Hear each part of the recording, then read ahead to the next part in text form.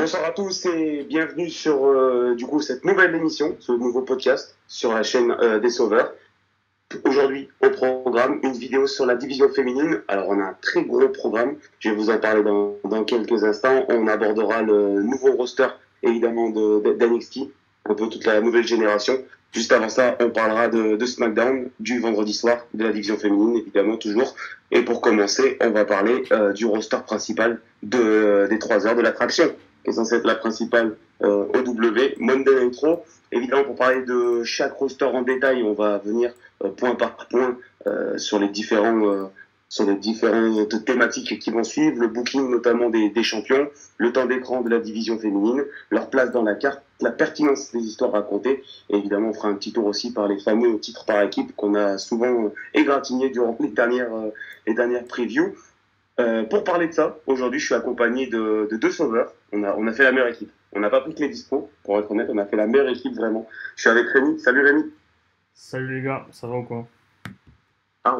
@officiel off Rémignon sur X. Ça va mon Rémi? Ça va, écoute, tranquillement, petite rentrée, on va être là pour dire en détail ce qu'on pense de l'horrible booking de Triple H. Alors, à savoir que on enregistre un peu tard, donc Rémignon est un peu fatigué. Avec nous aussi, avec Rémi, on est accompagné par Dylan. Salut Dylan. Salut tout le monde. Tu vas bien Dylan? Ouais, ça va et vous? Ben, ça va, écoute, on a repris tranquillement, on est bien. Mais on n'a jamais lâché le W. Ah bah ça. Les gars, du coup, on va partir, on va essayer de faire, comme je l'ai dit, donc du coup, point par point avec le sommaire dont je vous ai parlé. On va commencer directement par, du coup, Monday Night Raw et le booking des champions, et déjà les champions actuels, en l'occurrence, pour Raw, Liv Morgan. Les gars, qu'est-ce qu'on pense du règne de Liv Morgan, de sa prise de titre et jusqu'à aujourd'hui, ce qu'elle fait, ce qu'on lui propose comme programme à Raw de la part de Triple M. Bah, je pense que je vais laisser Dylan en premier répondre parce que je vais laisser la vidéo prendre du buzz et des avis populaires dès le début. Alors, le règne en lui-même, honnêtement, on m'aurait dit après SummerSlam que ça aurait été aussi chiant. Je pense que j'aurais dit ok. Mais cependant, je pense que avec le match qu'il y a eu avec Rhea à SummerSlam, avec le turn d'équipement de Dominique sur Rhea, je pense que ça a été là, compliqué pour le titre lui-même. En soi, pour son règne, ça n'y a je remets en perspective si tu permets. Je tiens à rappeler que une fois WrestleMania passé et la blessure de Rhea, il y a eu quand même un espèce de tollé entre guillemets de la part des fans et surtout des fans de Liv Morgan pour qu'elle soit championne après la blessure de Rhea. Finalement, ils ont donné le titre à Becky et elle l'a quand même pris à Becky Lynch. Donc c'est quand même au départ, tu vois, pour moi c'est des belles bases de début de règne. Je trouve que d'ailleurs c'était pas une mauvaise idée de donner le titre à Becky direct comme ça. Je me dis ouais, faire gagner le titre à Liv dans une Battle Royale, voilà quoi. Tu vois, après Money in the Bank, le cash-in sur Ronda à l'époque, en deuxième titre mondial, vaut mieux qu'elle bat Becky, même si c'est pas clean, tu vois. Mais déjà, sur le papier, c'est déjà... L'attention du titre, déjà, elle te convient, parce que franchement, honnêtement, après la blessure de Rhea, le soir d'après Mania, on se dit tous, là vraiment, c'est un sacré coup pour la division féminine de Raw, et quand même, il arrive à faire quelque chose de pas trop mal, avec la victoire de Becky sur la Battle Royale, et après, elle va céder le titre un peu plus tard dans l'année à Liv, donc c'est pas mal, même si après, c'est pas le règne qu'on aurait voulu, mais qu'on aurait voulu du moins, mais en tout cas, les bases sont déjà pas mal. Ouais, de base, ça part très bien, on va dire, oui. Après, parce que t'as le match je crois, il me semble que t'as le match revanche contre Becky, il me semble, derrière. Je dis pas de bêtises. Ça partait, on va dire, bien. Après, je crois qu'elle a une défense contre Zelina. Ouais. Je dis pas de bêtises, il me semble, ouais. En termes de défense, après, elle a pas eu grand-chose. Parce qu'après l'histoire en elle-même, et ouais, après c'est le retour de Rhea. Tu te dis que vas-y, ça va relancer l'intérêt de son règne. Sauf que. Un peu. Ouais, un peu. Mais je trouve au contraire, en fait, ça l'a pas décrédibilisé. Je vais pas dire ça comme ça. Mais le règne est passé au second plan avec le temps de Réa et du coup de Ouais, je ce que comprends. je demandais, tu vois. Mais Ouais, je comprends. ça passe l'histoire au second plan, enfin, son règne au second plan. Bah, Là, actuellement, là, évidemment, je pense que Parce ça qu'on va va. dire, parce qu'on va dire entre guillemets que l'histoire est un peu plus forte, un peu plus présente Oui. que le titre. Ça, t'as raison. Oui. Rémi, toi, du coup, ça a quand même placé cette histoire. Elle est quand même, comme je l'ai dit, un peu forte. Mais du coup, ça a quand même placé Liv et Rhea et le titre dans le main event de certains Monday Night Raw quand même. bah, en fait, le truc, c'est que moi, je pense que pour bien comprendre le règne de Liv Morgan et pourquoi, en tout cas, personnellement, je le déteste et pourquoi j'ai l'impression que les gens le détestent, c'est qu'il faut se remettre Ouais. dans un contexte où, depuis que Rhea prend le titre à Charlotte à Mania 39, on est sur, Ouais. du coup, 1 an et demi, si je dis pas de bêtises. Un an. Ouais, on est sur 1 an. Non, Un an, 1 an et demi. un an pile, un an pile, Ah non, parce que parce elle le perd, elle le laisse blessure après 40. Ouais, après WrestleMania 40, ouais, elle perd le titre sur blessure, oui. oui, mais C'est elle ça. prend le titre à Mania 39, il y a 1 an et demi. Ouais, bah ça fait un an. Bah, ça fait un an, du coup. 1 an et demi. 39 à 40. Ouais. Mais les gars, on est en septembre. Oui. Je parle de Oui, maintenant, aujourd'hui. de mais maintenant jusqu'à Mania Ah, 39. un an et demi après Ouais, la prise du titre. ouais, en Oui, gros, oui, moi je pardon. dis quand, Bon, quand, désolé. quand Rhea prend le titre, quand Ouais, Rhea ouais. prend le titre à Charlotte il y a 1 an et demi, on part Ouais. jusqu'à aujourd'hui, enfin de ce moment-là jusqu'à aujourd'hui, si on compte bien, on a Ouais. 3 mois, peut-être 4, où le titre ne tourne pas autour de Dominic Mysterio et ne tourne pas autour du Judgment Day et où Oui. on a une championne combative, et c'est ce moment-là, c'est quand la ceinture elle est détenue par Becky Lynch. Ça veut dire que, en fait, ça fait 1 an et demi que ton titre, il est secondaire à 80% du temps. Et en fait, pourquoi du coup le règne de Liv Morgan ne peut pas être bien, peut pas être intéressant en quoi que ce soit, au-delà de la storyline que certains trouvent plutôt mauvaise et que le rôle qui est donné à Liv est plutôt mauvais, ça on y reviendra peut-être un peu plus tard, ou en tout cas juste après, c'est qu'en fait ton titre, il n'a aucune valeur. Moi je trouve que le titre féminin n'a plus aucune valeur. Il y a combien de défenses de titres qui ne concernent pas Becky Lynch ou Rhea Ripley sur la dernière année et demie? Alors Ouais, oui, parce que pour vous me toi, direz c'est dur parce que Rhea Ripley elle est championne 1 an, d'accord, mais ce que je veux dire c'est combien de défenses de titres sont réellement intéressantes.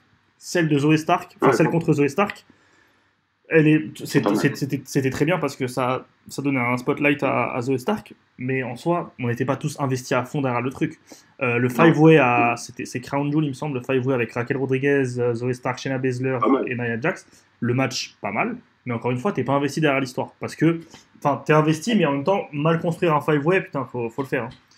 Ouais. Non, mais je pense on a compris ton point de vue sur le fait que ce soit plus vraiment un championnat mondial. En fait, il est un peu noyé dans le Judgment Day. T'en penses quoi, du coup, Dylan, toi? Ouais, je pense la même chose. Malheureusement, t'as le fait que. Après, ça aide pas, il y a aussi le fait que t'as Liv qui prend une hate. J'abuse, mais genre, les critiques sur Liv, tu vois. Après, je peux comprendre que les gens accrochent pas l'histoire, ça les saoule. Mais en soi, moi, je trouve que l'histoire, qui est racontée ces derniers mois, c'est assez bon. Mais après, de là à dire que ça tourne autour du titre, ça fait beaucoup. Je pense que si le titre aurait été sur quelqu'un d'autre, ça aurait pas dérangé. L'histoire Livrea, tu peux la raconter facilement sans le titre. Ouais. Même si évidemment, Livrea, tu peux le raconter avec le titre. Tu te dis sur le papier, c'est intriguant, tu vois. Sauf que tu as tout l'histoire avec le jugement et tout, avec Dominique, qui fait que Et bah. le titre passe malheureusement au second Et bah, plan. et bah, et- Et Rhea, vous pouvez regarder le règne de Rhea au début, les premiers mois, et après la prise de titre sur Charlotte. C'est pas. Mais alors attends, je vais te dire un truc, le règne de Rhea il est dramatique, moi je suis d'accord avec toi. Il est- Le règne de oui, Rhea oui, est dramatique, du bah, début à la fin. moi, je le trouve dramatique de exactement prise du titre jusqu'à la période voilà, novembre, décembre où tu commences un peu, il y a des défenses. Voilà, t'as des bonnes défenses. Après, je me dis, est-ce qu'il peut faire mieux Oui, avec la bah division bien qu'il sûr, a? bien sûr. Oui. Bah justement, en Bien fait, sûr. avant qu'on passe à ce sujet-là, parce que si j'ai bien compris, Greg, Oui. c'est la section d'après, moi, pour finir sur Liv Morgan, en fait, le truc, c'est que elle aussi, le personnage qu'elle a, il est inintéressant au possible. T'as l'impression que bah, c'est le titre de la miniature, c'est Retour vers le passé, mais il est inintéressant au possible. En fait, c'est une championne qui ne fait que fuir tous ses challengers. Et c'est pas fuir dans le sens Randy Orton 2009. C'est vraiment fuir dans le sens, dès qu'elle a eu peur d'une réa amoindrie. C'est vrai que c'est ça qui est un peu Ça, chiant. C'est que c'est le booking, malheureusement, des Bien sûr, c'est le heals booking. en général. non, pas forcément, c'est- tu vois, c'est parce le que C'est le booking facile. Ouais, c'est facile, voilà, c'est des le heals, booking tu vois. facile plutôt, c'est Pas le de, booking pas facile. de tous les heals actuellement, tu vois, mais genre, Liv, tu regardes le changement en plus de personnage. Elle n'a pas changé tant son personnage que ça, hein. Tu regardes il y a quelques mois en arrière, même un an, je crois, il me semble. T'as la période où elle est un peu plus. Comment dire, psycho, on va dire, entre guillemets, où genre elle est un peu plus hardcore, tu vois. Il y a la période où t'as les matchs extrêmes et tout, même si c'est contre des adversaires moindres, tu te dis, cette livre-là, comment on l'a fait pour disparaître en un an et demi, pour avoir peur d'une. Par exemple, là, le dernier rôle, là, Ouais. voilà, Ouais, c'était un peu t'as peur de Réa Et sur alors, Becky, du coup, avançons un peu dans notre sommaire. Et Rémi, du coup, tu as commencé un peu à en parler en fond, mais la question que Dylan posait aussi, c'est finalement, est-ce que on a pas eu ce règne un peu de terreur de Rhea Ripley qui n'était pas forcément incroyable, on va pas se mentir, vous avez raison. Et maintenant, ce règne un peu mythe aussi de Liv Morgan. Et que disent les fans, c'est souvent la même chose, c'est bah, en fait, ça manque de profondeur de roster et un peu Bah, moi, je suis de pas d'accord. qualité ou de star power en tout cas. Bah, Toi, t'es pas d'accord. Bah, Donc, déjà, dis-nous, ouais. déjà, moi, je suis pas d'accord avec ça parce que on est. Donc, si on prend le roster actuel aujourd'hui, juste à Raw, rien qu'à Monday Night Raw, dans la title picture, t'as Liv Morgan et Rhea Ripley. Et juste en dessous, Ouais. t'as Shayna Baszler, Zoe Stark, Sonya Deville, Lyra Valkyria, Io Sky, Kairi Sane, et avant qu'elle parte en blessure, t'avais Asuka. T'as Zelina Vega, et j'oublie peut-être quelqu'un, j'ai quelqu'un en tête que j'oublie, je crois. Non, bon, elle, je les compte pas. Maxine, On dit le vrai, peut-être. Ah non, il y a la SmackDown. non, je parlais de Maxine et Ivy Nile que je compte pas vraiment parce qu'elles sont dans des storylines encore à part. C'est ça. Ouais. Mais juste pour moi, déjà, tu as cité Io Sky. Enfin, je sais pas si tu les as fait dans l'ordre, je sais pas dans quel ordre tu les as fait, mais pour moi, vraiment, Io Sky, c'est une des. Enfin, je comprends toujours pas pourquoi est-ce qu'elle n'a pas eu de match pour le titre contre Liv Morgan, tu vois. Donc, on a essayé de mettre mais ça. Justement, ça aurait été Elle t'a intéressant. posé peut-être le meilleur run féminin de ces 2-3 dernières années, je pense, pour moi, après son encaissement. Le problème, c'est qu'il était quand même à chier. Mais en fait, le truc, c'est que. Donc, juste pour revenir sur ce que je disais, donc, tu vois, parmi les rosters que tu as, pour moi, tu as largement de quoi faire. T'as largement de quoi faire mieux. Tu as largement de quoi poser des storylines intéressantes, même sans le titre. Plutôt que de faire tourner en rond les trois clans que je viens de citer là, qui tournent en rond depuis 4 mois à se battre, et après, elles se tapent entre elles, puis elles ont des matchs de challenger pour affronter Jade Cargill et Bianca Belair, et après, quand ça finit, bah, elles se retapent entre elles, etc. Et même quand Rhea Ripley était championne, excusez-moi, je sais pas si on se rappelle qu'à Money in the Bank et SummerSlam, Shayna Baszler, elle turn sur Ronda Rousey, qui est peut-être dans le top 5 des superstars du WWE des 10 dernières années. En tout cas, si rien dit ça, ça s'entend. Et il n'en fait rien. Il n'en fait rien. Les pops qu'elle mange quand elle turn sur Ronda à Money in the Bank et sur les semaines d'après, c'était censé être la heal de l'histoire et Ronda la face, et ça s'est pas passé comme ça. Elle a réussi à faire turn le public sur elle. T'as Shayna Baszler dans cet état-là, quand tu sais ce qu'elle t'a fait à NXT, les travaux qu'elle a fait à NXT pendant 2-3 ans ou 1 an ou 2, je sais plus là, sur le 2019, 2018, 2020, c'est criminel de ne pas l'avoir push à ce moment-là. Et en fait, moi, c'est juste pour dire que on peut dire que le roster manque de profondeur, que ça manque de top stars, mais le problème, c'est que tu ne te donnes même pas la chance de les construire, ces top stars. Parce que regarde Liv Morgan, par exemple. Liv Morgan, on se dit qu'aujourd'hui, c'est une main eventeuse. Il y a, 5 ans, mais celui qui te disait ça, tu lui rigolais au nez. Quand elle arrive avec le Riot Squad et que c'est une jobbeuse par définition avec Rugby Sodo et Sarah Logan, c'est absolument pas une main eventeuse en puissance. Aujourd'hui, elle est main eventeuse. Après, je pense qu'elle est main eventeuse par défaut. Parce que pour moi, elle a son plafond de verre, c'est l'uppercard. Mais elle se retrouve main eventeuse par défaut. Même elle, que tu pushes et sur qui tu as réussi à créer un capital sympathie inespéré, tu l'as fait turn heel, alors que moi, je pense pas que c'était le plus nécessaire, mais à la limite, allez, un changement de personnage, tu peux tenter une gimmick, pourquoi pas. Mais même quand tu la turn en heel, tu la décrédibilises en fait. Elle n'est plus crédible. Et le problème, c'est que quand ta championne n'est plus crédible, bon courage pour aller crédibiliser qui que ce soit derrière. Déjà, quand ta championne était méga over, méga crédible comme Rhea Ripley, t'arrivais pas à construire de challenger.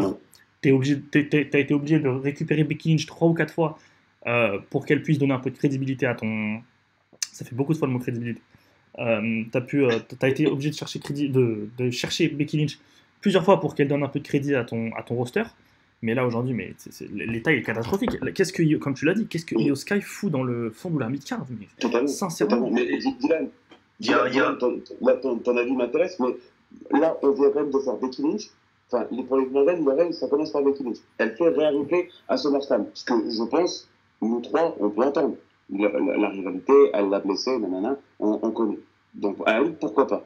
Mais est-ce que là, par exemple, le dernier PLE, c'était Bashing de Berlin. Est-ce qu'à Bashing Berlin, on ne pouvait pas avoir autre chose, Dylan? Est-ce qu'on ne pouvait pas avoir, je ne sais pas, peut-être sans parler d'Oscar, mais comme il vient de dire Rémi, peut-être une Shayna Baszler, peut-être encore une Zoe Stark, je ne sais pas. Je pense que t'aurais pu. Est-ce qu'on n'aurait pas pu faire une pause avec Rhea Ripley avant de la remettre pour le prochain PLE ou limite pour SummerSlam?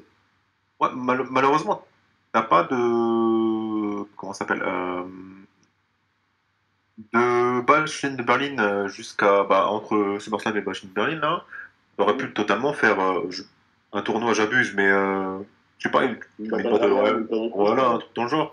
Et je sais pas, tu fais gagner Kairi Sane ou je sais pas, une des. Même pour faire même si tu veux pas, par exemple, Triple H, il veut pas mettre trop en avant, enfin, faire perdre Io Sky contre Liv Morgan. Ça, je peux comprendre, tu vois.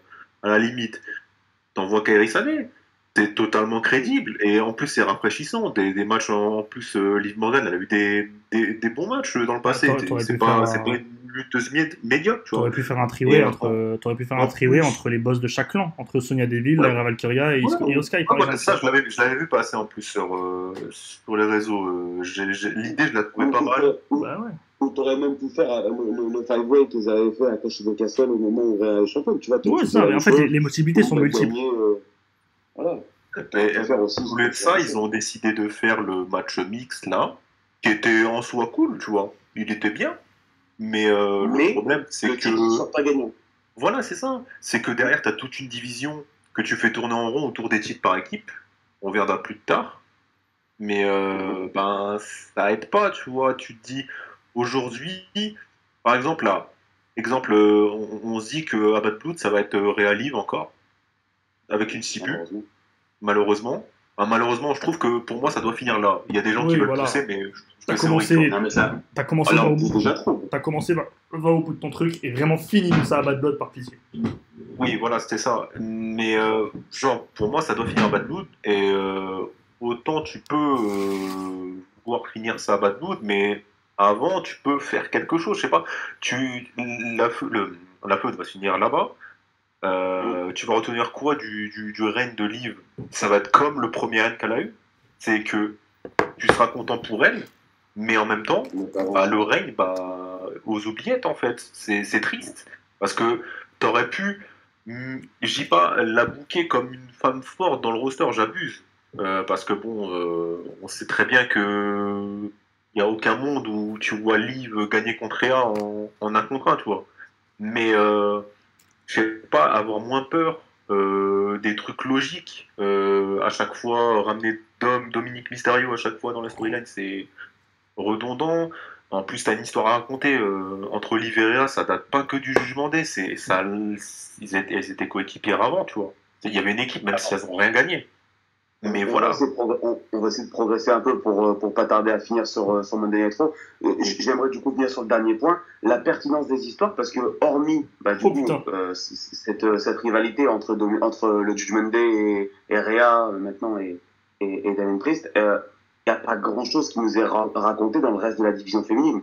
Tout à l'heure, Rémi en parlait, mais Ivina et Maxime Dupri, elles sont plutôt pris dans les deux clans qui sont en train de s'affronter en espèce de feud. Mais sinon, il n'y a pas grand-chose dont on se souvient ou qu'on a envie d'aller mater rapidement. C'est plutôt des matchs par équipe qui n'ont pas grand intérêt. À raison du temps d'écran, ça, il n'y a pas de souci, on en a parlé. Par contre, le temps d'écran est pour moi mal utilisé dans le sens où on ne nous raconte pas grand-chose. Si on me dit là tout de suite, Liv, elle va terminer l'histoire contre Rhea demain à Bad Blood. Qui est sa prochaine contender? Mais je sais pas quoi dire parce qu'il y en a aucune pour moi qui, pour l'instant, est en train de prendre une espèce de push direction titre de Liv Morgan pour l'après-Rhea. Rémi, t'en penses quoi, toi, des histoires qui nous sont racontées hors du Monday? Moi, je suis d'accord. Moi, je suis d'accord. C'est de toute façon ce qu'on dit sur la div féminine. Et pour le coup, là, faut pas raconter d'histoire. C'est pas que sous Triple H. La div féminine n'a jamais été prise au sérieux quand les ceintures n'étaient pas autour. Je sais pas quelle est la dernière histoire qui n'a pas tourné autour d'une ceinture et qui était pertinente et mise en avant et qui tournait pas en rond, etc. Donc non, je suis d'accord avec toi. Moi, je voulais simplement dire, ça va peut-être permettre de faire la transition avec SmackDown, mais qu'en fait, tu as aussi un roster qui est ultra mal construit entre tes deux brands, au-delà de tous les problèmes qu'on a donnés, tu vois. Tu as un roster qui est super mal construit entre tes deux brands. Tu as un titre dont on parlera après qui te prend tout parce que tu as des lutteuses qui sont coincées, cantonnées là-dedans, et alors on pense tous à Jade Cargill et Bianca Belair, mais moi j'en ai d'autres en tête, qui sont coincées dans cette division alors qu'elles pourraient rendre des services immenses dans la mid-card, de la upper card et parfois aller faire des matchs de championnat. Donc en fait, le truc c'est que tes histoires sont inintéressantes, ton roster est mal foutu, et mais ça c'est un problème dont on parle depuis très longtemps nous sur la chaîne, comme tu n'accordes d'importance qu'à SummerSlam et à WrestleMania, là vous dites qu'est-ce qui va se passer après Bad Blood. Moi j'ai peur qu'après Bad Blood on parte sur des storylines sans titre, hein. Celle qui a le titre aura une storyline qui ne concernera pas le titre, parce que qui est-ce que tu as qui va être un peu crédible pour aller affronter Rhea ou Liv Morgan juste après, sachant que oui, mais le problème c'est que toutes les autres meufs du roster elles sont en train de se battre pour les titres tag depuis 4 mois. Ça fait 4 mois qu'elles se battent pour les titres tag. Alors, moi, c'est ce que tu as dit, on aura des matchs 1 contre 1 pour le titre parce que l'autre aura gagné un numéro contender, mais ce sera pas des grosses histoires. Tu ne racontes rien. Folie, t'as raison. Tu ne racontes rien et tu ne crédibilises personne. Tu ne crédibilises personne et on sait déjà quelles sont celles qui pourront peut-être être crédibilisées. C'est Bianca Belair et Jade Cargill quand elles sortiront de la div tag, et potentiellement Io Sky à un moment. Et Lyra Valkyria s'il a un projet. Le reste, on sait que ça n'ira jamais plus haut et que du coup on va s'embêter. Totalement. Dylan, t'en penses quoi? T'as des histoires qui sont racontées hors du titre de Liv Morgan. On se fait, on va utiliser le mot, on se fait un peu chier quand même hors du Monday. Ouais, franchement, après, quand tu regardes les histoires Ivy Nile, Maxime Dupri, c'est dans une feu des gens entre guillemets. C'est implanté déjà. Après, t'as les sachant que Maxine a une pop pour le coup de folie. Hein. Oui, mais après ça c'est pas surprenant. C'est aller babyface naturel, c'est naturel en fait. Elle a envie de l'aimer, tu vois. Mais pour revenir par exemple à Sonia et Shayna et Zoe Stark, la feud qu'ils ont, ils feud un peu avec tout le monde. Là, actuellement là c'est avec Zelina. Zelina et je crois que c'est Lyra Valkyria, je crois qu'il me semble. Ouais. A priori, je sais pas si vous avez vu NXT, mais il y avait Lyra Valkyria là-bas, qui est partie voir Tatum Paxley. Du coup, je me dis peut-être qu'à Raw, on va voir ce match-là, le 3v3, mais l'histoire en elle-même, c'est pas intéressant. T'as tellement mieux à faire. Je sais pas, moi, tu pourrais les lancer comme l'un de vous l'a dit juste avant, les lancer en solo, à faire des matchs par équipe. Je repense à la question de Rémi tout à l'heure, mais pour moi, la dernière storyline, on va dire, entre deux filles qui ont été prises au sérieux, sans titre autour, pour moi, c'était il y a 1 an, Shayna Baszler et Ronda Rousey, où elles se tapent à SummerSlam, il n'y a pas de titre autour. C'est encore un 1 contre 1. Après, on peut trouver que le match était nul, on peut trouver que la réalité était nulle, mais en l'occurrence, c'est les seuls à qui on a donné vraiment la chance de faire une petite feud hors titre pour les féminines. Et là, celle qu'on attend, mais on va en parler après, c'est Jade Cargill, évidemment, qui va probablement se battre avec Bianca d'ici la fin d'année. Je pense que sur Monday Night Raw, on a été plutôt complet, les gars. Je vous propose de passer à SmackDown, du coup, avec, pareil, le même enchaînement déjà avec le booking de la championne. Donc Nia Jax a remporté son titre à SummerSlam face à Bayley. Qu'est-ce qu'on pense déjà de cette capture du titre par Nia Jax, sachant qu'elle avait eu par contre, elle, moi je trouve de mon côté, un plutôt bon booking en gagnant le Queen of the Ring, avec une très belle finale d'ailleurs, que j'avais beaucoup apprécié. Et après, elle est allée du coup choper le titre à Bayley à SummerSlam. Rémi, t'en penses quoi toi? Nia Jax, t'es convaincu? Le règne commence à te plaire? Il part sur des bonnes bases? T'en dis quoi? Bah, déjà, Nia Jax, depuis qu'elle est revenue, on l'a souvent dit, mais le taf est vraiment très très bon. Moi, j'aime beaucoup. C'est vraiment une île crédible qui est bonne dans son taf, qui est bonne dans sa domination. Son work est vraiment bon. Les matchs qu'elle pond, alors c'est évidemment, elle a pas de 5 étoiles, ça on est tout au courant, mais l'histoire racontée, que ce soit dans le match ou autour, est plutôt bonne. Donc là, en vrai, la capture du titre, le Queen of the Ring, etc. Moi, je trouve que au-delà du fait que c'était mérité, bah, c'était une bonne idée, une bonne solution. Je trouvais ça dommage de mettre ça à SummerSlam parce que on le savait, quoi. On savait que ça arriverait du coup. Enfin, tu vois, on le sentait venir. Et du coup, tes effets de surprise, le peu d'effets de surprise que tu peux encore avoir, parce que ton booking, que ce soit chez les hommes ou chez les femmes, il est absolument pas basé sur la surprise, mais il est basé sur 1 plus 1 égale 2 à chaque fois, ce qui n'est pas du tout l'esprit du catch. Euh, Bah, tu te les sucré un peu, mais bon, à la limite, c'est pas le plus grave. Et puis sur le titre en lui-même, moi, le début de règne, je suis pas fan, sincèrement. En fait, c'est neutre, c'est totalement neutre. Et c'est triste à dire parce qu'en plus, toutes les filles qui tournent autour du titre ont toutes un potentiel de fou. Nia Jax a un potentiel immense. Michin, pour moi ne sera jamais une main eventeuse, mais c'est une très très très très solide mid-card. Euh, c'est une très très bonne lutteuse aussi. Tiffany Stratton, ça devrait être ça devrait pas tarder à ce que ça devienne une des top attractions du W. Et puis Bailey qui a plus grand chose à prouver, je pense, tu vois. Donc en vrai, je trouve ça dommage que ce soit neutre, que le temps d'écran soit pas le plus garanti à SmackDown. Enfin, et puis qu'on sache déjà ce qui va se passer avec la manette de Tiffany Stratton et tout. Tant mieux pour Nia Jax. En fait, c'est un peu comme ce que disait Dylan pour Liv. Moi, je suis très content pour Nia Jax parce qu'en plus, elle a mangé beaucoup, beaucoup, beaucoup dans la gueule, injustement.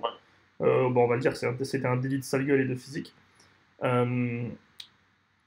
Donc, je suis très content pour elle, mais voilà, ça m'enchante pas, on s'emmerde. Et ça manque de créativité, ça manque de tenter quelque chose, quoi, de mettre sa patte. Et voilà. Alors, moi, pour le coup, ça c'est totalement perso pour le coup, mais par raison, je trouve que déjà, depuis qu'elle est revenue, pardon, Nia Jax, c'est vraiment mieux. Et tu vois, simplement le fait qu'elle ait repris le finish de Yokozuna avec la pause et tout, je sais pas, ça me plaît. Tu vois, il y a un truc qui me plaît, ça me. Voilà, bref. Dylan, du coup, toi, sur Nia Jax, t'en penses quoi? Sa victoire au King of the Ring, son début de règne, t'as kiffé? Je pense que ouais, ça a été bien résumé. Franchement, c'est parfait pour moi.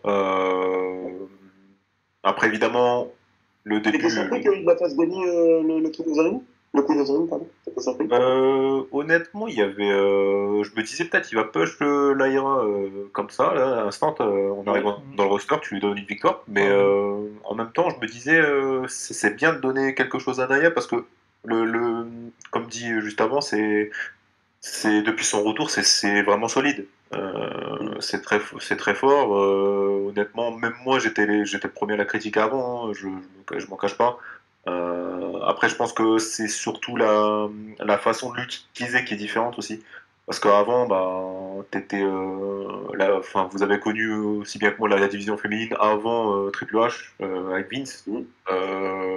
Surtout à l'époque, la pauvre, elle enchaîne quand elle prend le titre à l'époque, c'est sur Alexa, elle est en pleine feu. T'as Ronda aussi dedans, je crois, il me semble. Mais enfin bref, c'était pas très très bien, tu vois.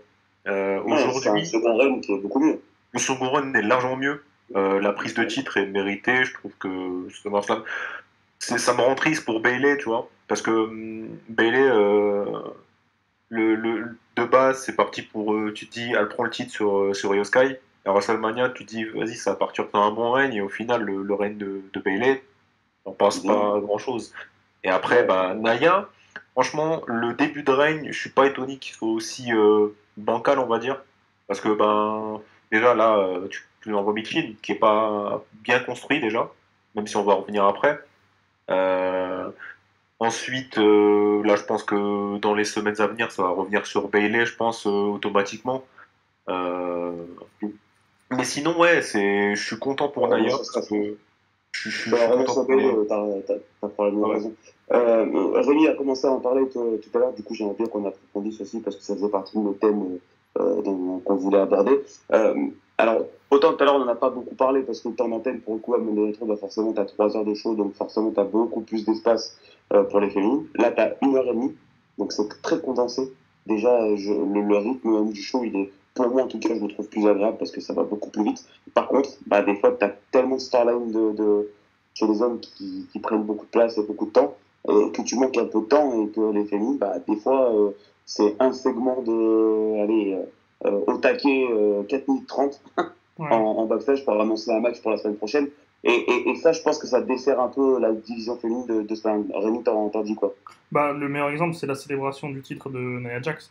Moi, Ouais. j'attendais un peu le segment, je me disais, alors je sais que tout le monde attendait Charlotte, mais j'étais pas non plus. Enfin, je me disais pas le segment repose sur le retour de Charlotte ou quoi. Tu vois, j'attendais pas ça. Je me disais, si elle revient, c'est cool. Si on fait revenir Bailey, bon, tant mieux.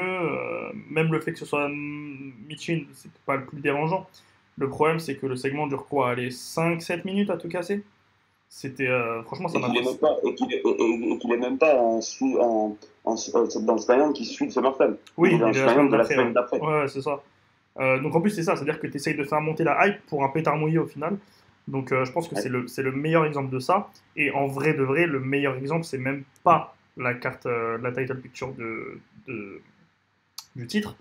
Pardon, la title picture de SmackDown. C'est surtout la mid-card et ce qui se passe autour. Enfin, on va parler sûrement juste après du talent qu'il y a à SmackDown, mais sincèrement, mais qu'est-ce qu'il fait, quoi? Qu'est-ce qu'il fait? C'est une catastrophe. C'est sincèrement, c'est une catastrophe. L'amont de talent qu'il a et ce qu'il en fait. En tout cas, en in-ring, c'est-à-dire que, après, oui, le temps d'écran et le temps de show jouent forcément, mais enfin, au bout d'un moment, trouve des solutions, quoi. Trouve des solutions. Nous envoyer des Santos Escobar contre Apollo Crews et Baron Corbin, j'ai rien contre ces mecs-là. J'ai vraiment rien contre ces mecs-là, et par exemple, Baron Corbin, pardon, j'aime beaucoup. Mais sincèrement, t'as mieux à faire. Encore une fois, Non, mais c'est vrai que tente des choses, un peu de créativité, ça va pas te tuer. Enfin, voilà. c'est vrai que plutôt que de nous envoyer le centième, comment il s'appelle Andrade contre Carmelo Hayes, envoie-nous peut-être un peu plus de temps d'écran pour Nia Non, Jax. ça me dérange pas. On sera peut-être un peu plus content. Juste pour finir sur le règne de la championne de SmackDown. Moi, ça me dérange pas. Hein, s'il peut envoyer Andrade et donc, Carmelo toutes les semaines, par contre, ça me dérange pas. Hein. Ça te ah ben garantit, non, je rappelle, ça te pas garantit, sous les ça te garantit un Euh, bon match. C'est pas... pour finir sur Naya, du coup, je voulais simplement, moi, vous dire que j'aime bien ce qui est en train de se créer, même avec Pretty Deadly et tout, je trouve ça intéressant. Voilà, c'est une île vraiment pure, et ils amènent quelqu'un un peu à côté de l'île, mais un peu moins méchant.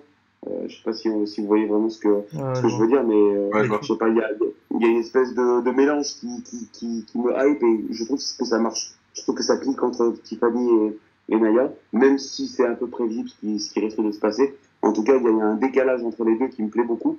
Et je trouve que ça rend Naya une ville un peu différente, quoi.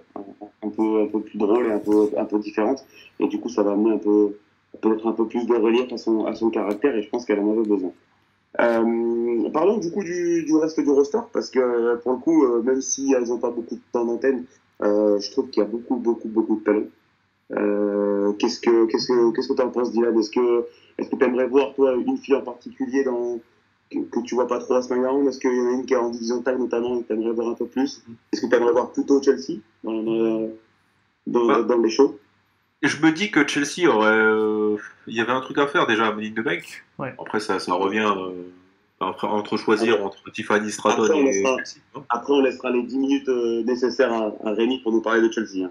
Donc, d'abord, Oui, évidemment, évidemment. avec Dylan, et après, je Ah, laisse évidemment. sur Rémi. Là, le roster, franchement, à SmackDown, c'est vraiment solide du côté des femmes. Après, c'est comme Rémi l'a dit, c'est le manque de temps. 1h30 pour booker un show où enfin, on va dire, allez, 30% qui tournent autour de la Bloodline, tu vois. Et En termes de 80% qui tournent autour des pubs aussi. Oui, aussi. Bon, après, ça, c'est Tu sais les que- Américains. et tu sais que ça, j'ai eu très très peur. Hein. Parce que quand au Hall of Fame, j'ai vu que Naya, elle levait le doigt sur l'entrée de Roman Reigns, tu sais qu'il va introduire Paul Heyman. Et je vois Naya en train de lever le doigt, je me dis, mais attention, parce que s'il rajoute en plus une nana dans la Bloodline, ça veut dire que tout va vraiment tourner tout autour de la Bloodline, et ça va être terrible. Bref, continue.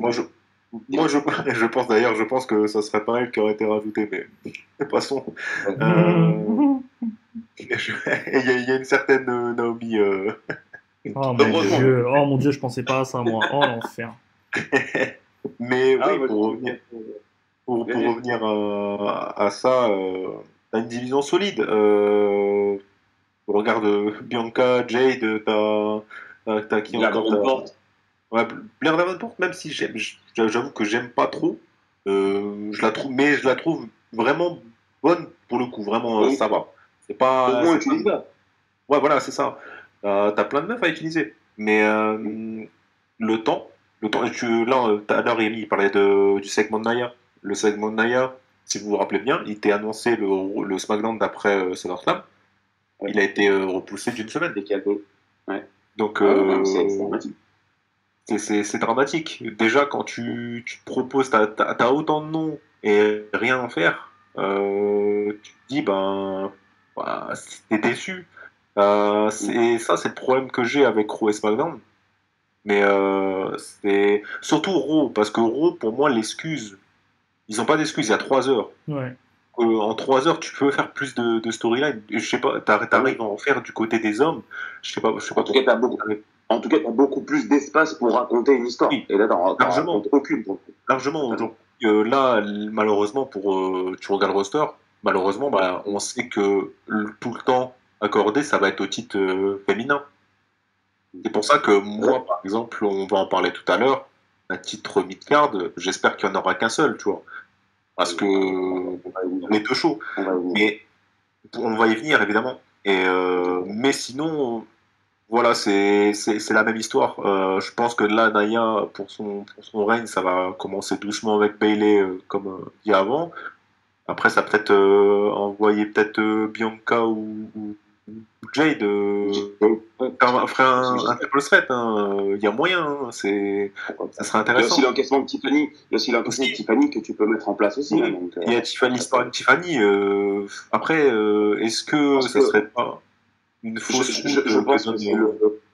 je pense que c'est le moment que tout le monde attend, que tous les auditeurs attendent, que toutes les personnes qui sont branchées sur YouTube attendent. On va laisser Dylan, toi et moi, on va pouvoir laisser Rémi pendant 25 minutes nous faire un monologue sur Chelsea Green. c'est qu'il l'apprécie particulièrement. Donc, Rémi, le flow est à toi. Non, mais en vrai, je pense que je pense que c'est peut-être l'exemple le plus frappant, moi, actuellement, de pourquoi est-ce que Triple H est un raté complet sur la div féminine. Bon, alors, sur le booking en entier, on a fait une vidéo de 2 heures que je vous invite à aller voir, qui est sur la chaîne de Zax, pas sur la chaîne des Sauveurs, mais qui est vraiment bien, où on vient en toute objectivité, où on dit vraiment tous les points positifs, tous les points négatifs, on donne tous les points positifs, tous les points négatifs. Mais sur la division féminine, il est cata sur tous les points. Et en fait, je pense que Chelsea Green, c'est le meilleur exemple. Comme Dylan l'a dit tout à l'heure, tu avais une fenêtre de tir avec le Money in the Bank. Tu as préféré partir sur Tiffany Stratton, ça pourquoi pas, je l'entends. Mais moi, c'est plus ce qui se passe après et ce qui se passe avant qui me dérange. C'est-à-dire que Chelsea Green, pour ceux qui connaissent pas trop la carrière indie, et moi je vais pas faire semblant de la connaître par cœur, hein, je sais juste qu'elle a une belle carrière dans l'indie. C'est pas juste une comédie wrestling, une jolie fille qui se ramène en talons et qui a peur de la première venue. Elle a des vraies qualités sur le ring, elle a des vraies qualités au micro, ça on l'a tous vu. Dans son personnage, là, ce qu'on lui demande de faire, elle est excellente. Je trouve ça dommage en fait de pas avoir et de pas tenter de la book. J'ai pas encore rattrapé le NXT de cette nuit, mais de ce que j'ai compris, elle était dans le segment. Elle était dans le segment avec Julia et Roxanne Perez, donc je sais pas quand est-ce que je regarderai NXT cette semaine, mais je verrai bien à ce moment-là. Mais je trouve ça dommage de. Pas regarder, Ah ouais. Oui, non, mais je sais. Ce segment-là, oui. Non, mais... Si t'es fan de Chelsea Green, ouais. Bon. Non, mais moi je suis pas fan de Chelsea Green. Je suis pas fan de Chelsea Green, c'est pas ça. Ah non, mais je dis ça comme ça. C'est plus que je trouve que c'est vraiment l'exemple le plus pertinent de pourquoi le booking de Triple H n'a pas d'idée, il n'y a pas de patte, il n'y a pas de dose de créativité, tu tentes rien. La meuf, ça fait quoi, 1 an et demi qu'elle est revenue elle aussi, Rumble 23, donc 1 an et 8 mois.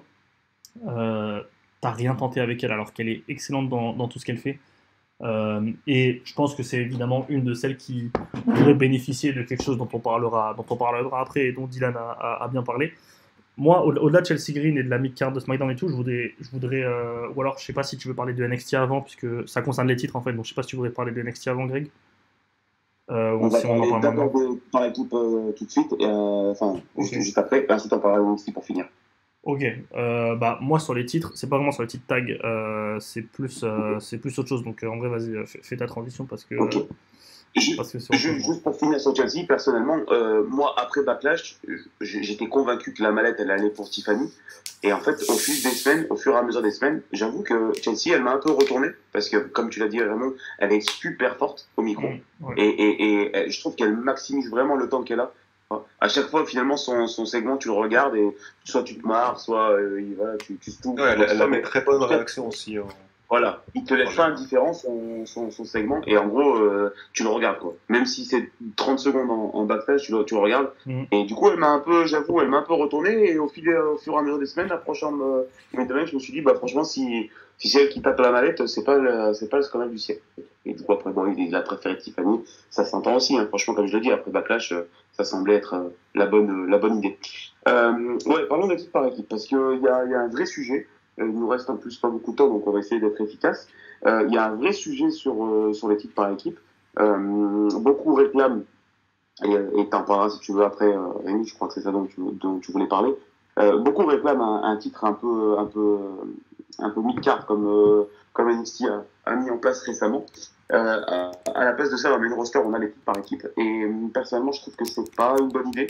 Surtout qu'il est ultra exposé ces temps-ci parce que Triple H a aucune idée de quoi faire de Bianca et de Jay, donc il les a mis ensemble.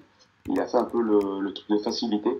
Donc il patauge un peu, ça a beaucoup de place dans la carte, que ce soit des weekly et des PLE. Pour moi, franchement, le voir à autant de PLE que ça ces temps-ci, c'était très exagéré. Donc du coup, j'aimerais bien avoir votre avis, Dylan. Ce titre par équipe, cette division féminine par équipe, on comprend plus trop. Il y a des équipes qui se forment, il y a des clans à 3 qui viennent, il y a des clans à 2. On comprend plus rien. Toi, tu comprends quelque chose? T'aimes bien? Tu kiffes? C'est quoi ton point de vue? Honnêtement, je pense que c'est un titre qui aurait dû disparaître depuis déjà plus d'un an déjà. Malheureusement, parce qu'en fait, la structuration du roster en lui-même n'a pas assez d'équipes. Tu te forces à former des équipes qui, sur le papier, ok, tu as certaines équipes qui ont l'air cool, tu vois. Il y a un moment où t'avais Sonia et Chelsea ensemble, c'était divertissant. Malheureusement, Sonia s'est blessée quand ils ont pris les titres. Derrière, ça te fait que tu remplaces Sonia par Piper Niven, Ouais. du coup. Ouais. Mais une fois que t'enlèves Chelsea des titres, bah, le titre, je dis pas qu'il perd en intérêt, mais genre Chelsea, tu vois, j'aime bien la regarder parce que elle est drôle, c'est son personnage en lui-même, et l'équipe par équipe est quelque chose qui est mal booké c'est pas depuis le début en fait. C'est depuis le début que c'est mal booké. Ça change de temps en temps. Ils veulent faire en sorte d'avoir une grosse équipe qui prend les titres et se dire ah voilà on a des bonnes championnes. Ça occupe entre guillemets les têtes d'affiche sur certains moments comme t'as Becky qui prend le titre à un moment. Bon, il y en a plein évidemment je vais pas les citer. Becky, Charlotte qui ont pris les titres à un moment. Il me semble que Charlotte le prend Casca, il me semble.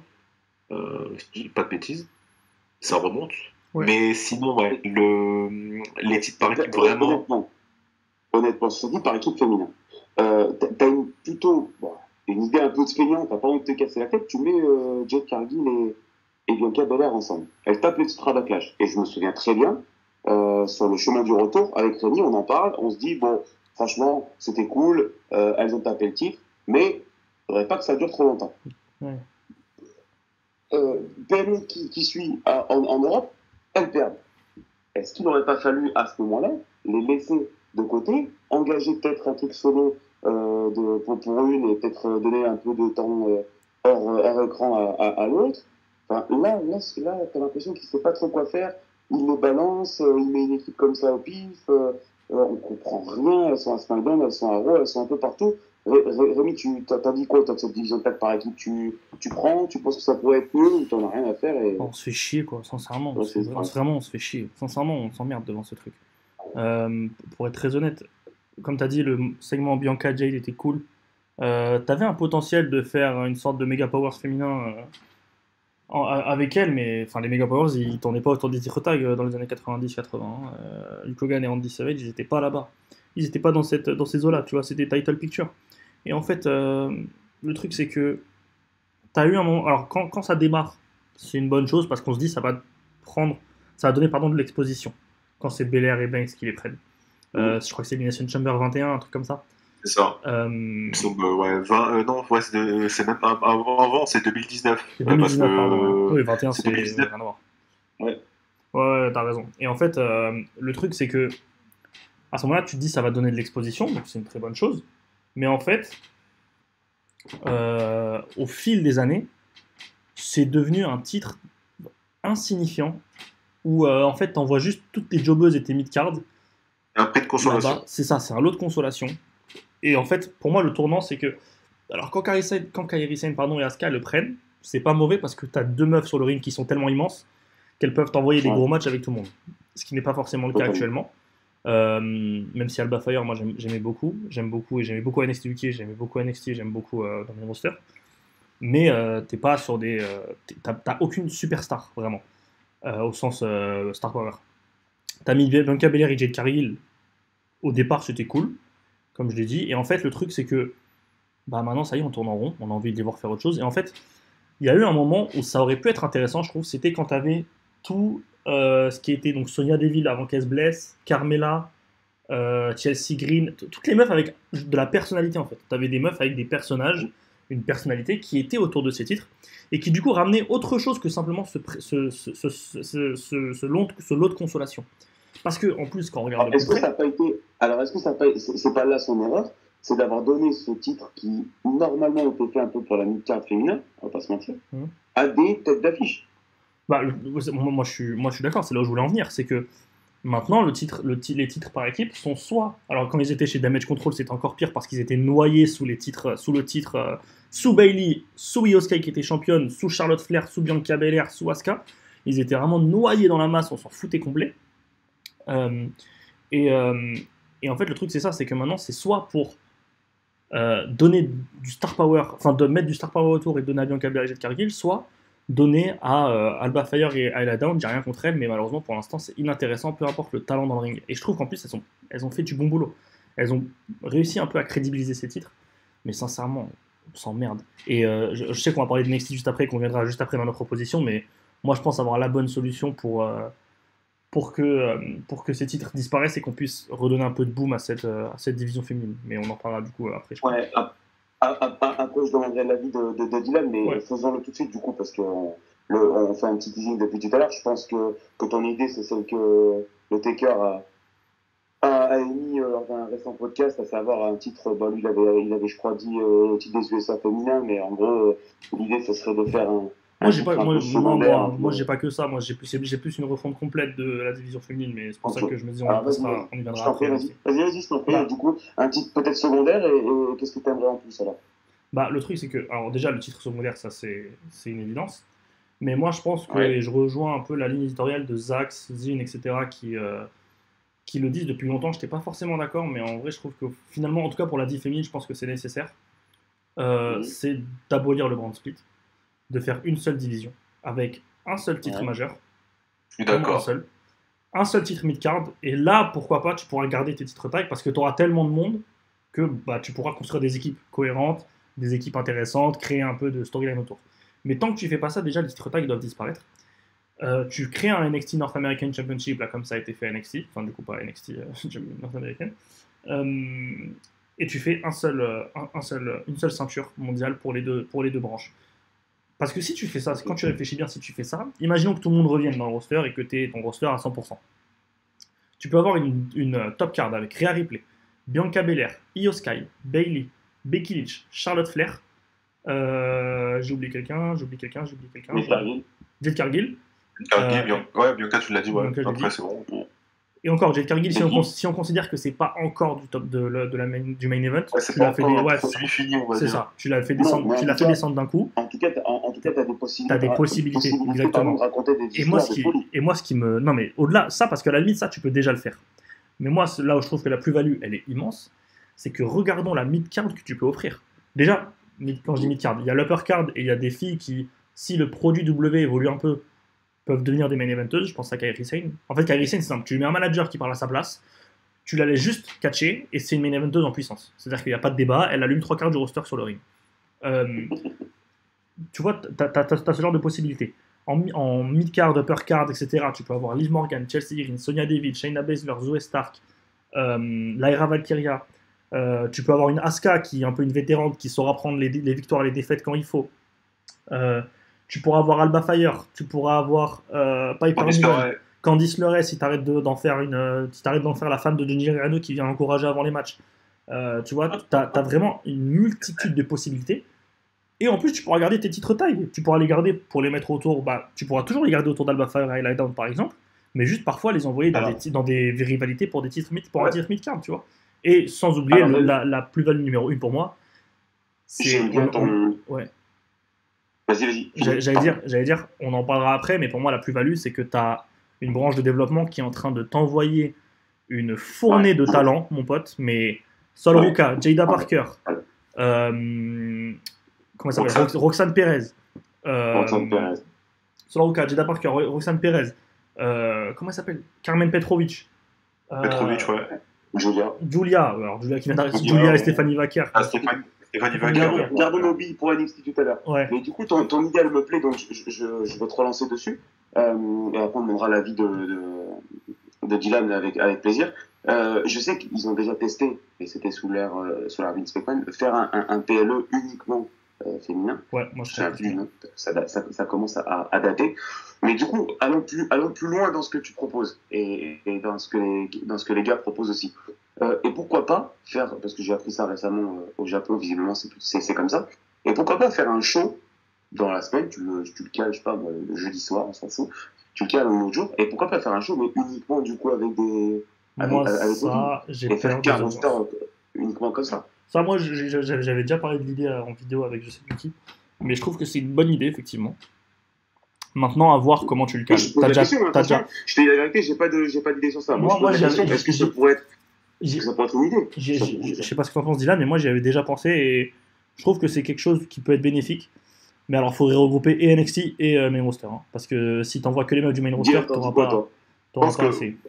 Si toutes les divisions sont regroupées et que tu peux amener des meufs d'NXT sur le show, oui. Après, le problème, c'est ça c'est plus du côté de la WWE qui. Je sais pas, les audiences, tu vois, c'est toujours un truc tabou, on va dire. Ouais. Parce que honnêtement, sur 1h30, hein, tu n'as pas besoin de faire 3 heures de show quand tu veux, mais sur 1h30, tu as un titre mondial, un titre par équipe, un titre mid-card et la place pour te faire, on va dire, au feud de 100 titres. Franchement, tu la combles. Alors, moi, je suis d'accord avec toi. Je suis pas sûr que vraiment en termes d'audience, Dylan, pour le coup.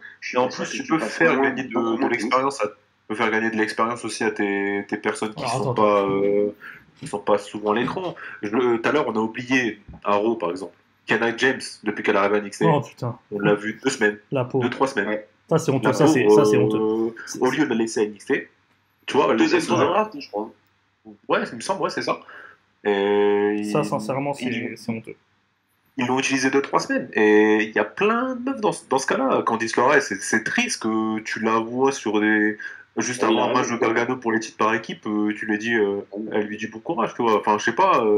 L'Australienne qui est avec elle, je me souviens plus de son prénom, mais c'était là quand elle est championne. C'était sympa, tu vois. Donc, quelque chose. Diartwell, c'est pas mon délire. Après, voilà quoi. Mais un show, honnêtement, comme Rémi l'a dit, un show féminin, ça aurait sa place. Dans le futur, Triple H, il pourrait tellement faire ça. Faire déjà un pay-per-view, je pense. Un show, c'est trop demandé, je pense. En fait, le truc, c'est que justement, sur le show, je me permets juste de te couper là-dessus, c'est qu'en fait, sur le show, il y a plein de choses qu'il faut prendre en compte. Déjà, il y a déjà lundi Raw, mardi NXT, vendredi SmackDown, et 1 à 2 fois, enfin une fois par mois, pardon, t'as le samedi les PLE. Ça fait déjà 4 jours dans la semaine où les gens se Et il y a branchent. Et ils ont main event Ils ont aussi. main mais event, ouais. c'est, Bon, main event, après, ouais. C'est pas non plus. C'est pas le plus regardé, je pense, tu vois. Mais ce que je veux dire, c'est que t'as 4 jours. Tu as rajouté Speed le mercredi sur Twitter. Tu pouvais rajouter. Ouais, mais attends, c'est pas le même produit. C'est pas le même produit. C'est pas le même produit. Que de mettre un show à la télé, c'est pas pareil. Tu vois, t'as déjà 4 jours où les gens se posent devant une émission du W. Tu rajoutes à ça, dans tous ces gens-là, tu prends ceux qui sont fans de catch, donc pas juste du W. Eux ils regardent All Elite le mercredi et peut-être le samedi avec Collision. Tu prends dans tous les gens qui regardent le W, tu prends ceux qui ont d'autres passions. Faut pas oublier qu'aux États-Unis, tu as la NBA, la NFL et tout qui prennent de l'audience. Et surtout, avant de partir dans tout ça, faut pas oublier que les audiences de Raw, les audiences de SmackDown, tu les feras pas si tu fais un show féminin et tu les feras pas énormément parce que les gens, là il faut pas se mentir et se voiler la face, c'est que les gens se branchent devant Raw et SmackDown pour Roman Reigns, pour Cody Rhodes, pour Kevin Owens, pour CM Punk, pour Drew McIntyre, pour Seth Rollins, tu vois. Ripley à la limite. Pour Rhea Ripley à la limite, voilà. Pour Bianca Belair quand elle est sur le top de la carte, pourquoi pas. Après, on peut voir le truc de l'autre côté, c'est que ça peut te permettre de donner plus de visibilité et donc plus de popularité, de ramener une nouvelle audience, c'est-à-dire les jeunes filles, les filles de 15 ans, 16 ans, les ados, bref. Tu peux ramener une audience féminine. Bon, moi j'aime pas rentrer dans cette logique de comptabilité et tout, mais tu peux voir une opportunité de marché qui est intéressante pour eux. Et en fait, le truc, c'est que par contre, si tu veux faire ça, moi je pense qu'il faut que tu les laisses par contre dans le main roster, dans les shows déjà connus, pardon. Tu les laisses à Raw, tu leur laisses le temps d'écran à Raw, à SmackDown. Parce que si tu mets juste un show une fois par semaine chez les meufs, tu leur enlèves trop de temps d'écran. Déjà qu'elles en ont pas beaucoup, tu leur enlèves trop de temps d'écran parce que si tu réunis avec NXT en plus, ça fait vraiment beaucoup de superstars. Tu enlèves beaucoup de temps d'écran et tu enlèves beaucoup trop de visibilité. Moi je pense que c'est pour ça que c'est une idée que j'avais eue, que je trouve pas mauvaise, mais qui doit se faire progressivement. Et tu vois, moi je pense que par contre le PLE, je trouve que c'est une excellente idée et que ça devrait arriver une fois tous les 2-3 mois, minimum. Après, c'était une idée comme ça que j'ai envoyé en l'air pour faire suite à ce que tu disais. Basculons les gars, s'il vous plaît, sur NXT, du coup, avec la championne, du coup c'est un règne qui commence à durer, Roxanne Perez, qui a encore du coup gardé son titre face à Jada Parker lors de No Mercy, dans un match qui était franchement cool. Si vous ne l'avez pas vu, je vous le conseille, c'était plutôt bien le match, oui. Review vendredi de NXT No Mercy et de Bachan Berlin avec Matteo Swag en live. Parfait. C'était une foule la plus sympa. Qu'est-ce que vous pensez, si vous avez suivi évidemment NXT de près ou de loin, du run en train d'accomplir par exemple Roxanne Perez? Vas-y, Dylan, ce qu'on a moins entendu. Très cool. Franchement, au début, je me disais Roxanne Perez en heel, est-ce que ça a marché? Au final, le run est vraiment bien. En plus, ça t'offre des matchs en général assez bons à chaque fois. Elle a des adversaires en plus qui arrivent du main roster de temps en temps. Elle a eu, comment s'appelle, Jordynne Grace qui est arrivé pour vite fait un match. Ouais. Et ce qui est cool, le crossover TNA NXT, vraiment je kiffe. C'est un kiff. Ouais, perso, je sais pas pour vous, mais c'est incroyable. Et en plus, ça te fait venir des superstars féminines de la TNA du coup. Mais sinon, ouais, Roxanne Perez a deux doigts de la mettre dans les meilleurs règnes dans l'histoire de NXT. Hein. C'est quelque chose. Hein. Après, bon, c'est selon les avis, tu vois, mais le dernier règne. Après, je vais faire l'ultra Mandy Rose, hein, mais le dernier règne à NXT, gros règne en tout cas, c'était elle. Parce que en soi, t'as Roxanne Perez qui prend le titre derrière. Et après, c'est Tiffany. Après, t'as Becky. Et après, il me semble que c'est. Je pense que c'est pas Tiffany, et après, c'est Roxanne. Ouais, non, je sais plus qui. Il y a quelqu'un qui le prend. Je crois que c'est. Ouais, Laia. Entre Tiffany et Roxanne. Ouais, non, entre la transition Becky.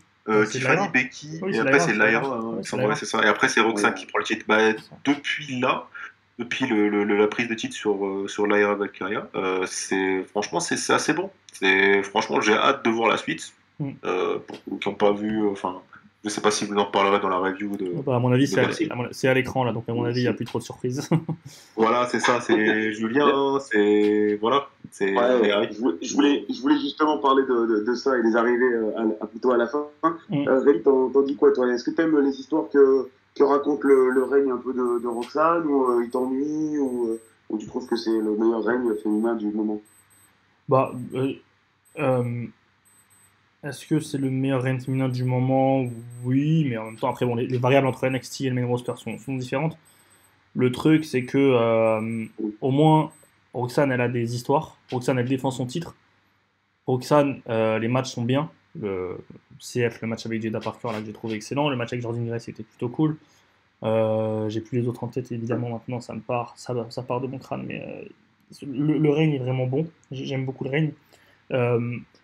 Le truc, c'est qu'en plus, là où je trouve que c'est plutôt pas mal ce qu'elle a fait, c'est qu'à NXT, t'as Roxane Perez qui est le main event, mais qu'ensuite les autres filles, alors, tout aussi bourrées de talent qu'elles soient, ça j'en suis convaincu et on l'a dit tout à l'heure, c'est pas encore des main eventeuses.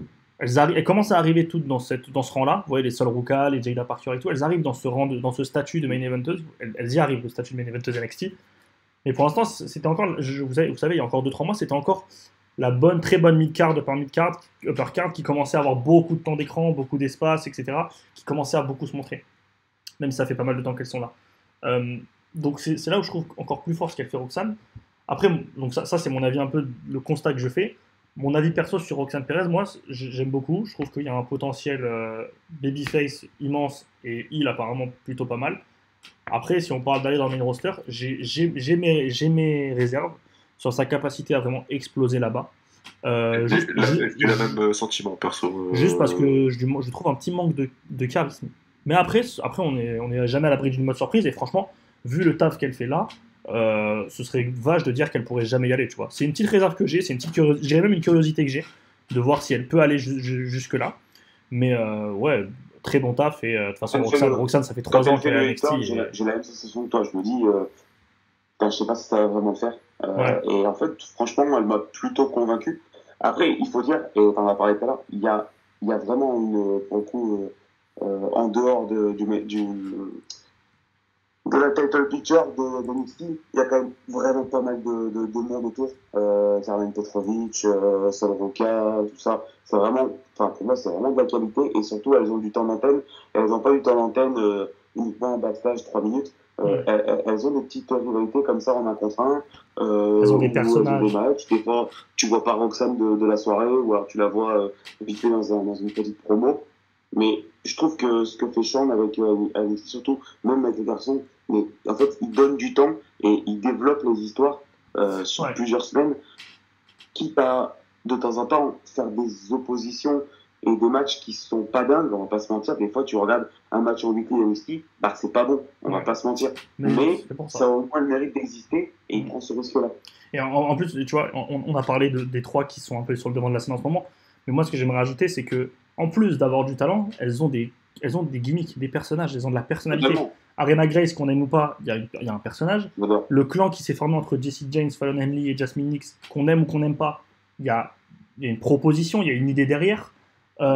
Jakara Jackson lâche les gens en équipe, mais je vois ce que tu veux dire. Mais je suis moins fan de l'idée de les mettre en équipe. Bien sûr. Parce que je pense qu'elle pourrait une plus en solo. Mais ouais, c'est ça. En fait, c'est ça que je veux dire, c'est que qu'on aime ou qu'on n'aime pas, tu es obligé de reconnaître qu'il y a de l'idée. Lâche les gens, Jakara Jackson, pareil. Lola Vice, pareil. Qui d'autre, j'ai oublié encore. Tatum Pexley et Wendy Shaw, je peux pas blairer à mon écran. Je les trouve vraiment mauvaises. Surtout Wendy Shaw. Mais il y a de l'idée, il y a de la création. Je peux comprendre. Tatum Pexley, ça va. Tatum Pexley, ça va. Après, Tia elle, par exemple, c'est vraiment pas ma cam. En termes de catch, de proposition, de gimmick et tout, c'est pas ma cam. Mais il y a quelque chose. En fait, on te propose quelque chose.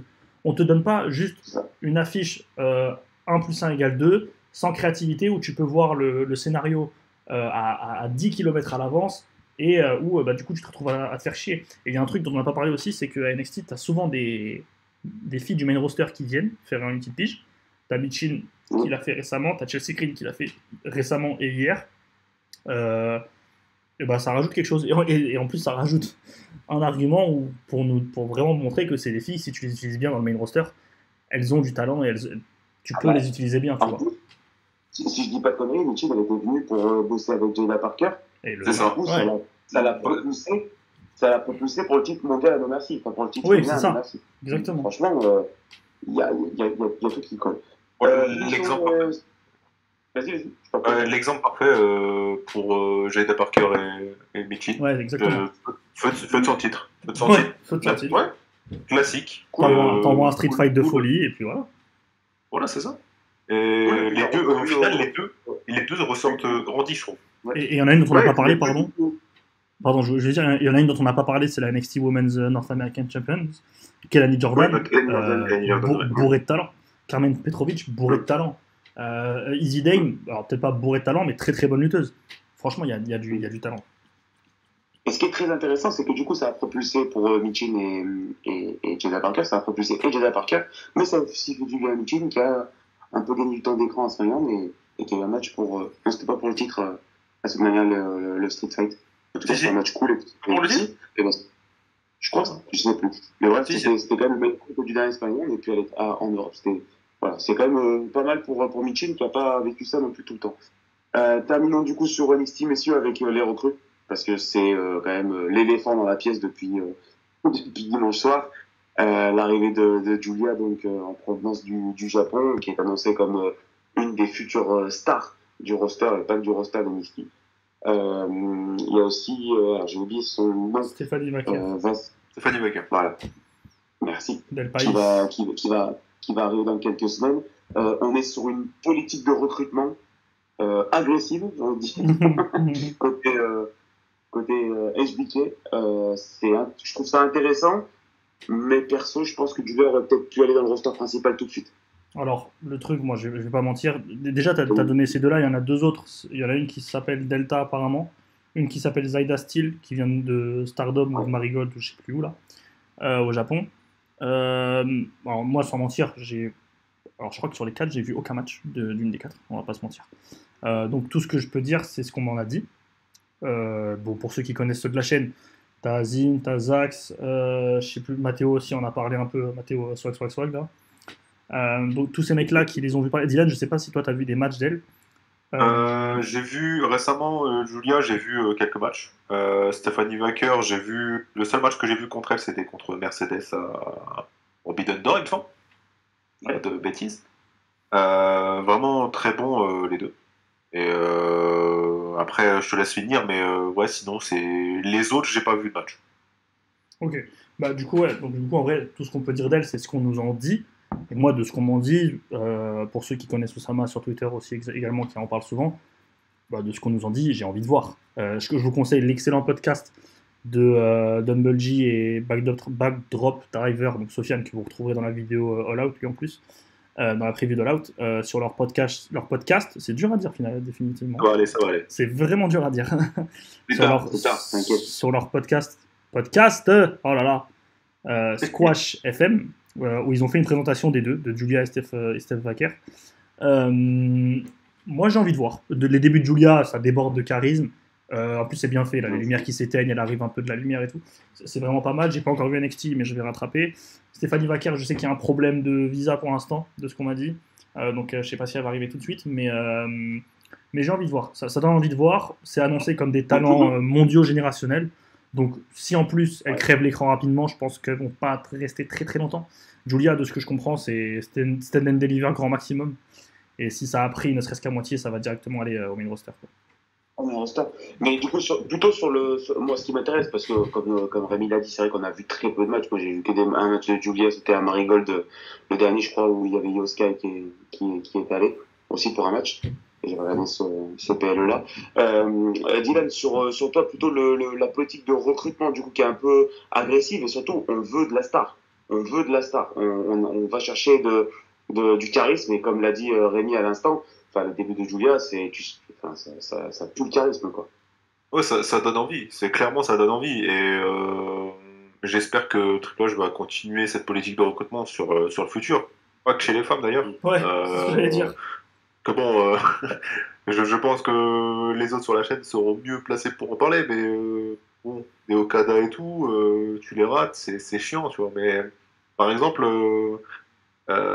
Julia, la faire débuter à NXT, c'est surtout pour que parce qu'ils sont pas bêtes, ils savent que l'audience de NXT, c'est en partie l'audience de Raw et SmackDown. En grande partie. Là, pour spoil le segment avec du dernier NXT, c'est surtout aussi pour promouvoir le changement de chaîne télé pour là, c'est le show. Il semble c'est ça qui semble, voilà, c'est ça. D'ailleurs, et ouais, voilà. Toi, moi, CW. Voilà, c'est ça la différence. C'est ça. Donc je pense qu'il y avait une vraie idée de promotion du changement de chaîne télé pour NXT, mais ouais, voilà, c'est l'idée, c'est d'aller chercher du star power tout de suite et des filles, pas besoin qu'on les voit trop au performance center. Là, t'as juste à les mettre dans le ring, leur faire une belle entrée et au moins ça va cliquer tout de suite. Rémi, tu vas dire un petit mot sur la politique de recrutement là ouais. Bah, j'en ai déjà parlé plusieurs fois avec des Roshi Gerbanks ou quoi là-dessus, mais ce serait bien que ça s'applique aux hommes, quoi. C'est très bien, c'est une très bonne chose qu'ils fassent ça. C'est une très bonne chose qu'il récupère Julia et tout, surtout qu'il a raté des Mariamé et des Sasha Banks il y a quelques mois. Avoir raté Mariamé, c'est un crime contre l'humanité. Mariamé, c'est un crime. Oui, Mariamé, c'est un crime parce qu'en plus, il est bête parce que comme elle va m'épouser très bientôt, bah, j'aurais pu lui donner 2-3 contacts, tu vois. Mais il est stupide, c'est pas grave. Est-ce que c'est pas surtout le fruit de ce qu'il a fait on va dire bien, parce que malgré tout, il fait aussi 2-3 trucs de bien dans sa politique générale, et le fait que Kairi Sane, par exemple, revienne d'elle-même, tu vois, je pense que ça a envoyé surtout un message aux autres filles du monde entier, des performances de qualité. Alors, le message, c'est ici on travaille bien, je suis pas sûr. Prend soin de nous. Sincèrement, je suis pas sûr. Il a raté les 2 plus gros prospects disponibles enfin, en 2023, pardon. Il a raté les 2 plus gros prospects. Waouh, mais qu'est-ce que c'est dur de parler ce soir. Les 2 plus gros prospects disponibles, tu vois. Non, je parle de Sasha Banks et Mariamé. Ah non, c'est 2024. C'est 2024. Après, c'est vrai que chez les femmes, il a plutôt bien recruté.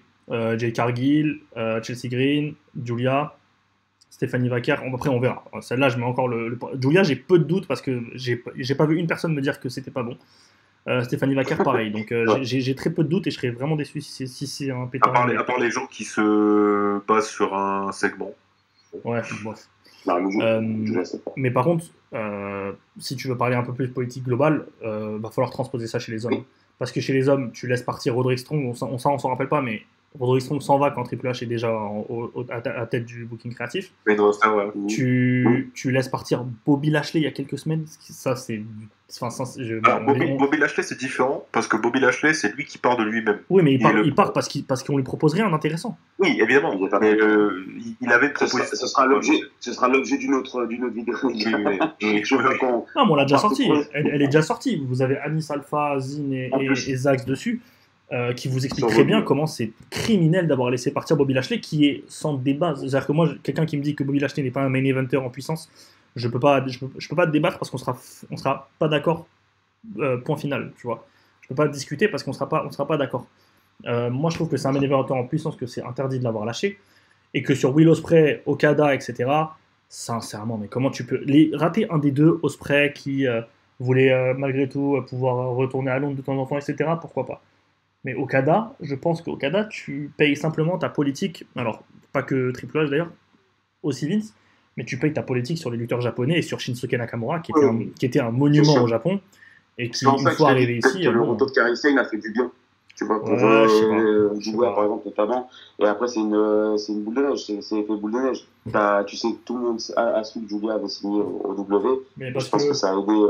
Mais parce que pour toi, quelqu'un qui voit le traitement de Kairi Sane depuis qu'elle est revenue, il est rassuré? Moi, je pense pas qu'il est rassuré. Hein. En tout cas, Kairi Sane est revenue d'elle-même dans la compagnie, alors qu'elle était partie et qu'elle était bien à l'étranger et bien à son pays natal. Elle était partie pour regarde, des problèmes et un mal du pays, en tout cas c'est ce qu'elle avait dit à l'époque. Et elle n'est revenue que sous triple D. Donc, mais après regarde, Shinsuke Nakamura, ça fait des années qu'il est dans la mouise et il y reste, tu vois, et je pense pas que ce soit... Et du coup, je pense pas que ça rassure, tu vois. Non, je pense que... Et puis de toute façon, c'est sorti avec le contrat qu'ils ont donné à... Le nouveau contrat de Swerve, là, c'est sorti, les Dirty t'ont parlé, qu'ils trouvent que les contrats donnés par les IW sont bien trop au-delà de leur valeur. Faut pas trop y faire attention. J'espère que c'est pas vrai parce qu'après, quand tu donnes, je crois, presque 100 millions à Homos, après, c'est pour ça que ça me paraît un peu bizarre ce qui est sorti sur Swerve. Ouais, ok. C'est pour ça. Parce qu'en tout cas, bon, je sais, Greg, on sera peut-être pas d'accord là-dessus, mais une entreprise multimilliardaire qui vient te dire qu'elle peut pas donner un tel salaire à tel superstar, sincèrement, faut pas se foutre de notre gueule. Surtout à Okada. Okada, c'est-à-dire que bon, Greg et moi, on n'est pas des gros fans de catch japonais, on regarde pas. On savait qui était Okada. Tout le monde, peu importe celui qui regarde la lutte, il sait qui est Okada. Will Ospreay, pareil, tout le monde sait que ça fait 10 ans que c'est un des plus gros prospects et un des plus gros lutteurs dans le circuit. Tu rates tous ces mecs-là, t'as des mecs comme Ricochet parce que tu leur proposes rien d'intéressant, ils s'en vont. Alors oui, moi je suis d'accord quand on me dira que perdre Ricochet, c'est pas la mort. Perdre Bobby Lashley, c'est pas la mort. Pas faire Okada, pas faire Ospreay, c'est pas la mort.